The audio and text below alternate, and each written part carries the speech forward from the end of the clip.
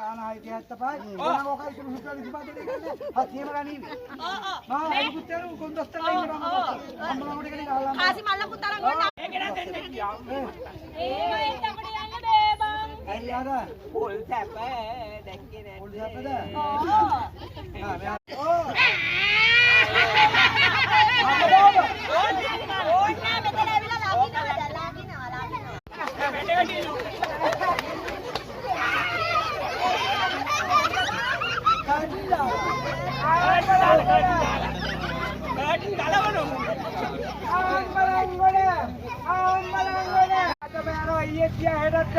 අපිට නාට්‍යයක් පෙන්වන්න තියෙනවා.